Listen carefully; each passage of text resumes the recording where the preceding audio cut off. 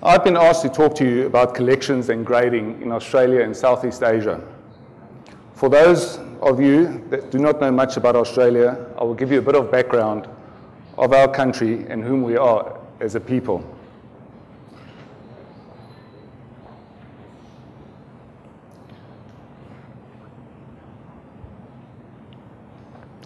We are the 6th largest country in the world, occupying an entire continent of 7.6 million square kilometers.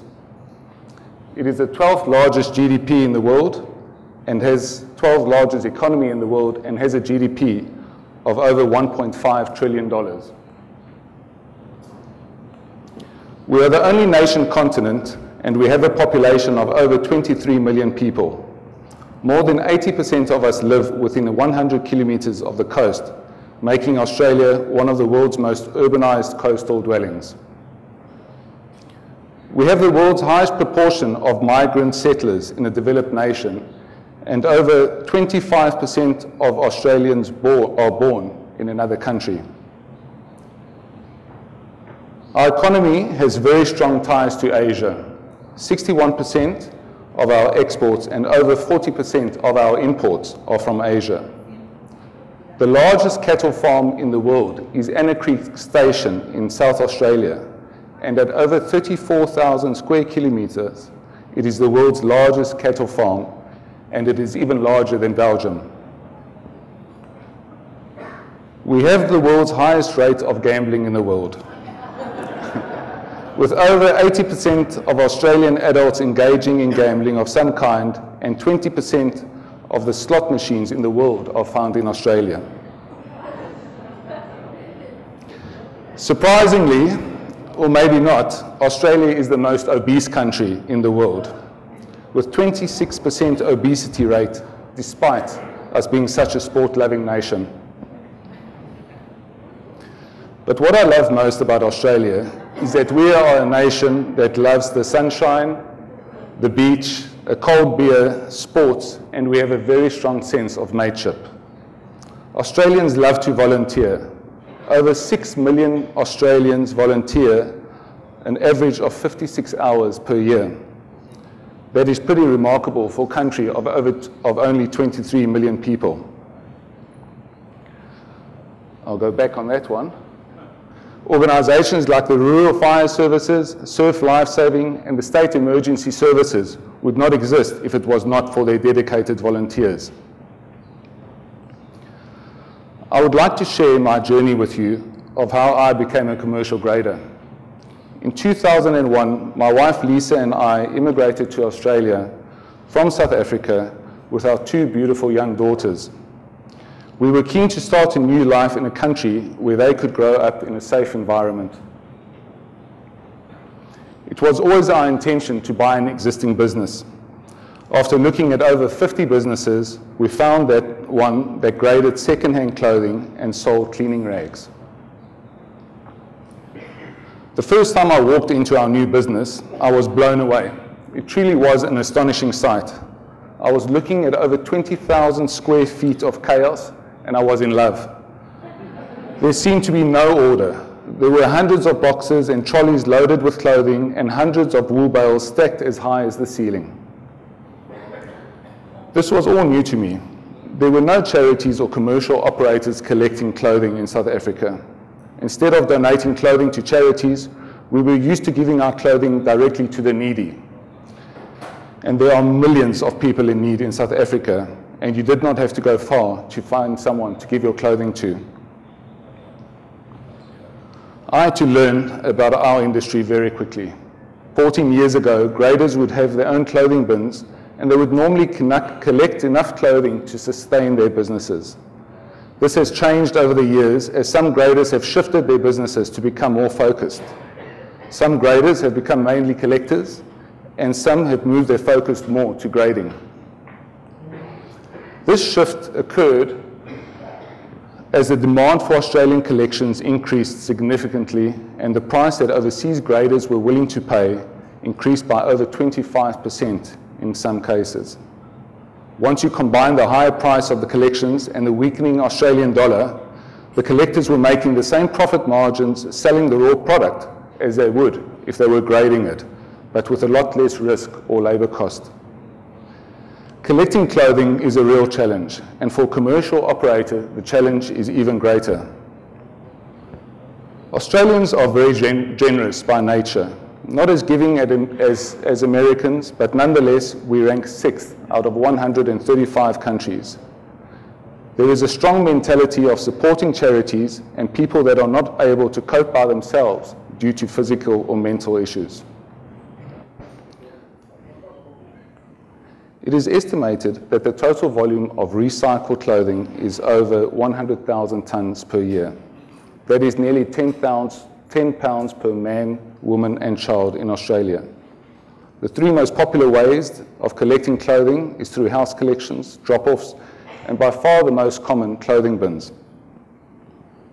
House collections is a dying art form in Australia. It takes a lot of hard work preparing the bags and the pamphlets for the household, but it does yield exceptional quality clothing.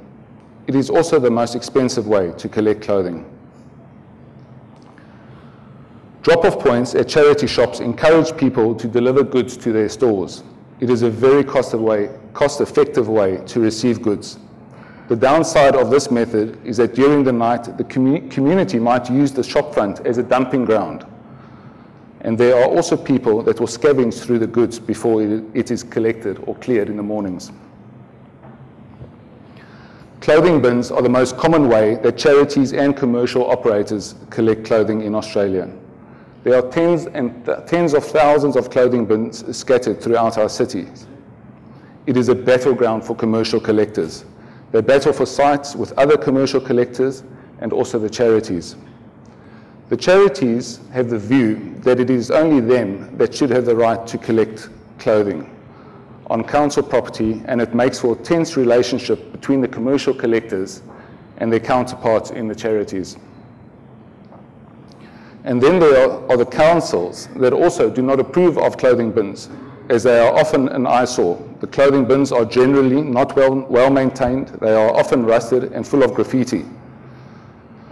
Worst of all, there is a segment of the community that use clothing bin sites as their private rubbish tips. They leave everything from lounge suites, TVs and washing machines in front of the clothing bins, as they are aware that it is the collector's obligation to keep the clothing bin site tidy, and the chance of getting caught dumping is minimal. A collector that I buy from arrived at our factory late one afternoon on a Monday and told me it had taken him 4 hours to clean the area around one of his best bin sites, and it cost him over $700 to dispose of that rubbish at the local tip. We know that the councils are doing everything that they can to reduce their cost at the local landfills. They believe that the best way to do this is to encourage the community to recycle by having a pay-as-you-throw policy. There is a part of the community that has decided that it is more convenient and cheaper to use clothing bin sites as their dump. The cost of managing clothing bins has ballooned significantly as dumping has increased, and fees at the local tips have also escalated. The cost of sending rubbish to landfill is currently a staggering 11 cents per pound. According to the National Association of Charitable Recycling Organizations, one of our national charities spends approximately $3.8 million on cleaning up waste in one form or another. Of that amount, it estimates that $1.5 million goes towards landfill expenses. On top of this, the drivers are paid to remove rubbish from around their collection bins, and when received, the charities have the additional cost of sorting and sending to and paying for landfill fees. It is estimated that the real cost to the charitable recycling organizations is close to $50 million annually. This is becoming a serious issue for collectors, and we are all continually looking at ways to find a solution to this problem. There are more than 3,000 charity-run op shops or thrift stores in Australia, and a few hundred commercially operated recycling clothing stores. It is a very popular way for us to shop in Australia, from young to old, and also for people across the whole financial spectrum. On top of that, the charity op shops support thousands of people in the community with clothing and household goods that are collected. It is a large and multifaceted community service managed by a cohort of thousands of dedicated volunteers.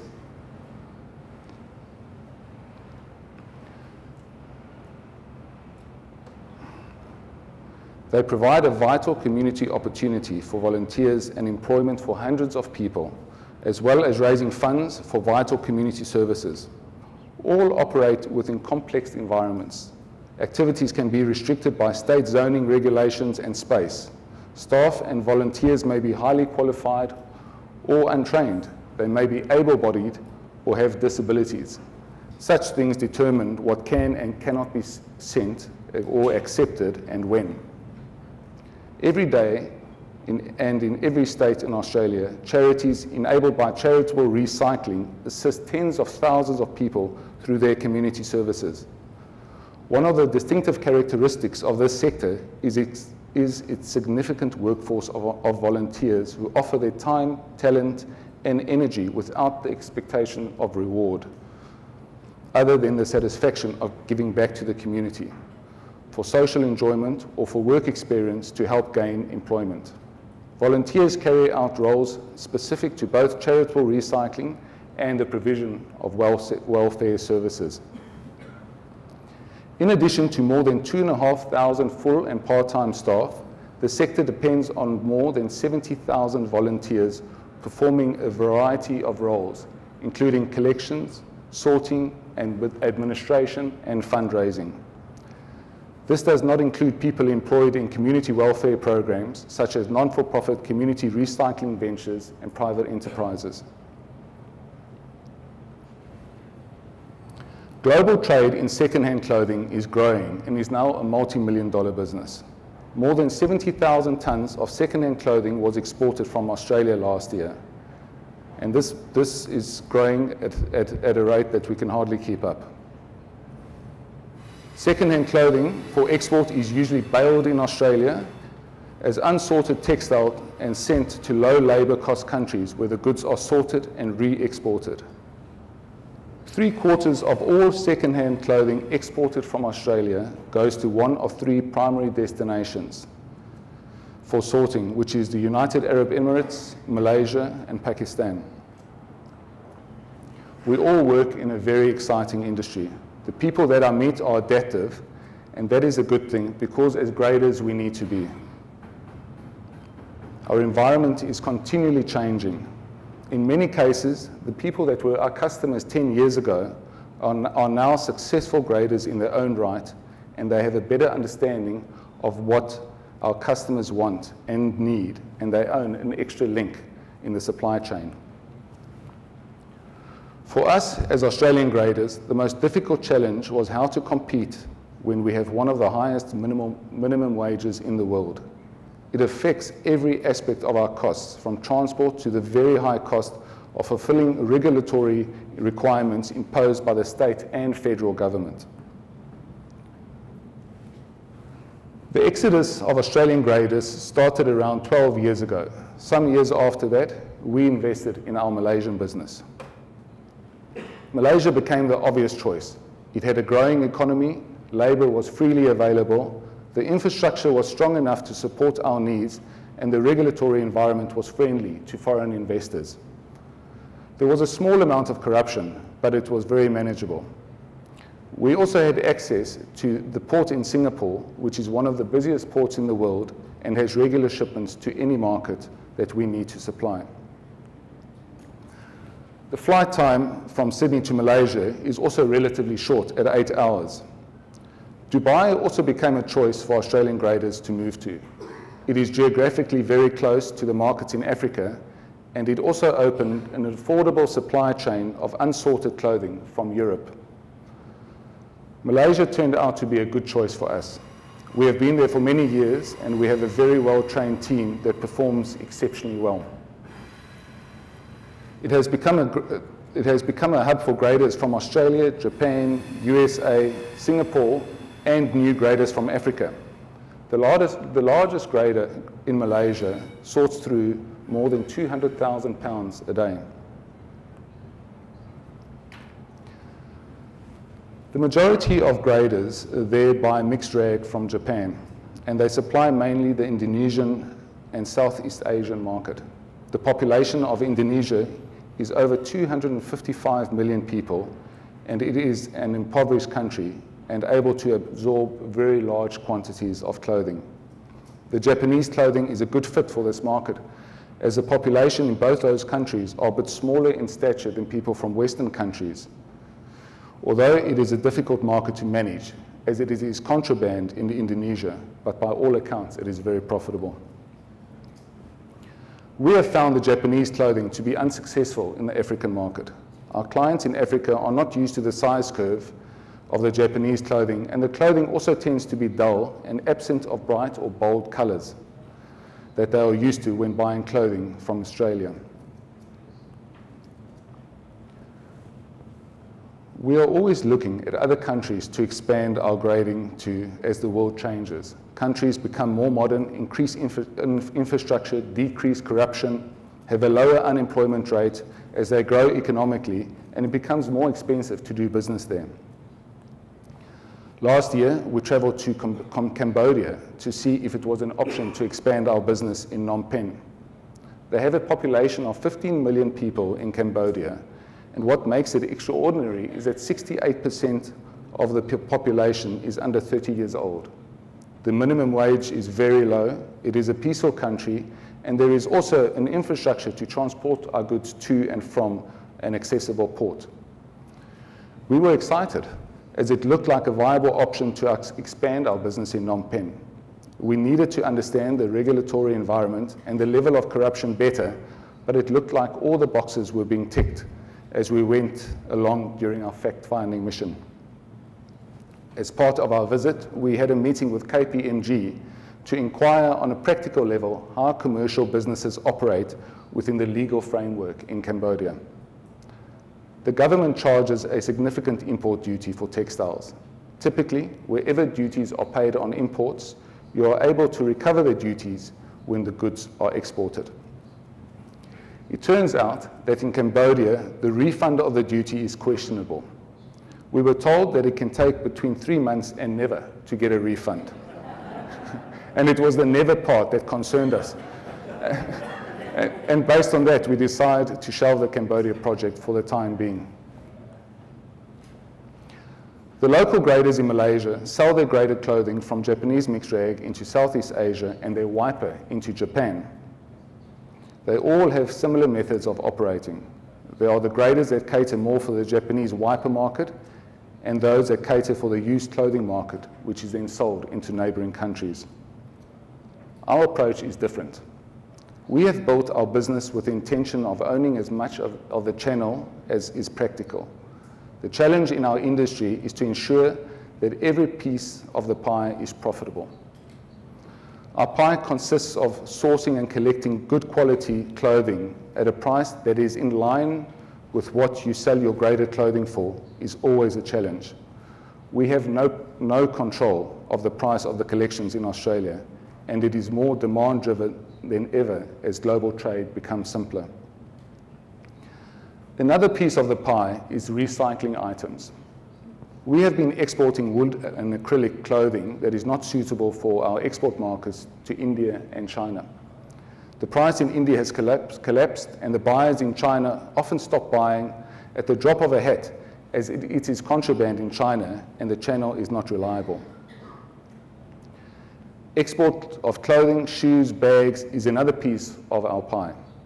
This has been a very tough market of late in Africa. The strong US dollar, oversupply of clothing, shortage of the US currency in the oil-based economies, elections, etc., has created a perfect storm in Africa. We are a niche grader, one that is small enough to make changes quickly and on the move as the market forces change. The current market conditions have made us rethink our grading. How can we separate ourselves from the competition? We decided to grade a summer mix from collections or credential, as it is known here, but the difference is that we do not take out any cream or shop quality items.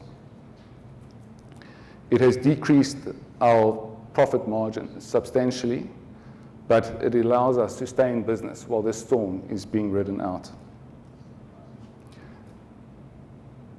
And that separates us from any other grader that produces export clothing from Australian collections. The last piece of our pie is wiper or cleaning rags. Cleaning rags are generally thought of as a waste product or a bit of a nuisance to graders. We produce and sell over 900,000 pounds of cleaning rags to businesses and end consumers every month, and our volume is growing. We take the production of high quality cleaning rags very seriously, and we have invested a large sum of money into that part of our business to ensure that the quality of our cleaning rags is second to none. The magic trick in our industry is for all the pieces of the pie to work in harmony without any dramas. That, of course, is never the case. If the prices that we achieve for our export clothing is high, the collections might be scarce or overpriced. The demand for clothing could be low in Africa, as is the current situation, and the price of recycling items may be depressed in Asia. There could also be an oversupply of wiper, and the price for the uncut wiper could be suppressed, and that would lead to very low prices for the cut wiper. I'm looking forward to a period that all the different aspects of our global businesses, complex businesses, work in harmony, and we as graders could have a few golden years, because for sure we deserve it. But until that happens, we will ensure that we work hard to guarantee that our customers receive exceptional products and that we create strong and enduring relationships with our customers and our suppliers. I've found graders in general to be very friendly towards each other. Many graders throughout the world welcome other graders into their businesses and go through their processes. This sharing of information allows us to survive. In an environment where we sell our clothing at roughly the same price that we did 10 years ago, something needs to give. Graders that have decided to stay and grade in Western countries are spending much more money on machinery to try and minimize their labor costs, and other graders, like ourselves, have moved offshore to countries where the cost of labor is much cheaper. The sharing of ideas can have interesting side effects. I spend a week or so at our factory in Malaysia every month, and throughout the years, I've built relationships with a network of graders in our area. We are a relatively friendly bunch, and we occasionally bring customers and suppliers throughout one another's factories. I spent a week in China last year to visit a couple of companies that grade clothing and cut cleaning rags. It is a challenge doing business in China. There is a language and cultural barrier, and often the interpreters struggle to understand what we are trying to communicate. The one grader that I visited was very keen to expand his business. He sells cleaning rags to Japan, and he wanted to know how to penetrate our market in Australia. We went for a walk through his factory. After we were led through a couple of locked doors, we entered an area that where he had a team cutting cleaning rags. It took my breath away. It was a smaller version of our business. The cutting tables looked exactly the same as our cutting tables. What made it strange was that all our cutting tables are made to our own specification, and it could not be a coincidence that the cutting tables looked so similar. After a bit of questioning on how he decided to build the cutting tables to this specification, he took out his phone and showed me videos of inside my own factory. He had detailed videos of our cutting machines and how all the processes were working. It wasn't so funny at the time. He had not connected the dots that this was our factory, and to him there was no embarrassment on his part once I explained to him that he was in my factory with another local grader while I was living in Australia. He just gave me a big smile and said thank you. What was very impressive is how short the timeline was in between him borrowing our intellectual property and implementing it. What I am trying to illustrate here is how fast China adapts to new businesses. People are quick to say that they have a competitive advantage with low wages, and that is not true when compared to their Asian counterparts. Although minimum wages are low in practice, The factories in the cities need to pay more than $400 per month to retain workers in a very competitive labor environment. The real threat to the supply of used clothing is the booming middle class in China. Depending on which estimates you want to believe, Shanghai has a population of over 21 million people, Beijing 17 million, Guangzhou 17 million, and so it carries on. China has more than 100 cities with a population of over 1 million people. The Chinese companies learn very quickly, and this is what is happening in the used clothing industry. Collections in the big cities will increase quickly and significantly as the local governments become more serious about recycling. The graders in China will become better and better, and the supply to Africa will increase to such an extent that there will be a period of serious adjustment as we get used to competing with a new and serious competitor in our market. In conclusion, my view is that it is going to become much harder before it becomes easier for commercial graders.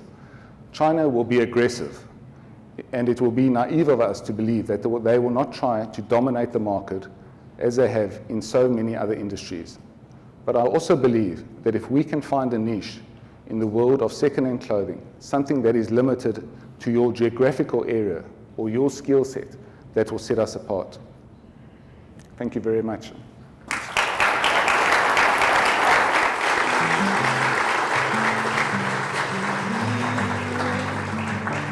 Now, I'm not sure if anyone has any questions. Or? Yes? We will get a microphone around because the translators have to hear the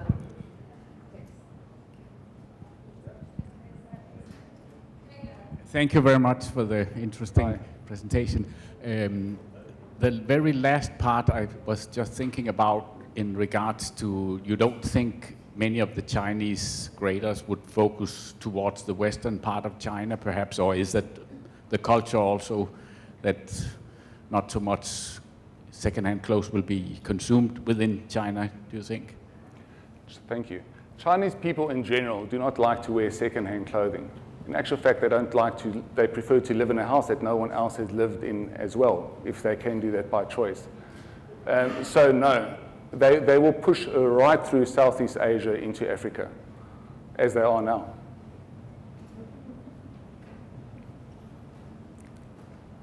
Is that it? Other questions? That was easy. I actually have one.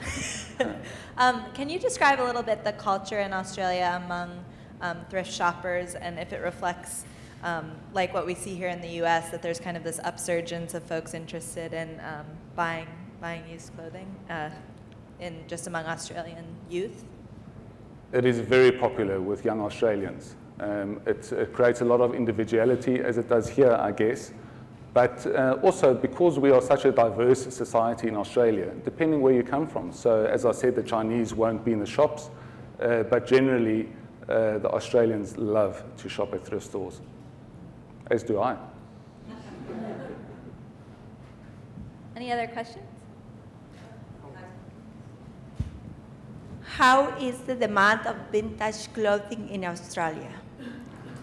Well, the demand is incredibly high and the supply is incredibly low. I imagine, like Australia, the teenagers and the youngsters have caught on to vintage clothing, and they have gone through their grandparents' cupboards and or their parents' cupboards and taken all the vintage clothing out of the cupboards. So there's very few vintage clothing coming through into the thrift stores. So that is a problem. Hi. You said that the Japanese goods are having problems because of the sizes. Do you think that could be the same thing with the Chinese goods in markets as Africa or Eastern Europe, that the people have different bodies? Well, I think the fashion is a lot more aligned to Southeast Asia. So in Eastern Europe, of course, they prefer clothing from Western Europe and that they can relate to. Although the clothing in Japanese is becoming a lot more Western, it's in Africa, function, currently still more important than fashion. A lot of places that we export to, people do not care about the brands at all, as long as the clothing is in good condition. And I think that in Eastern Europe that the brands are still important.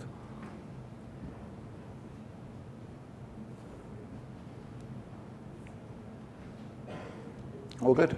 Well, thank you very much.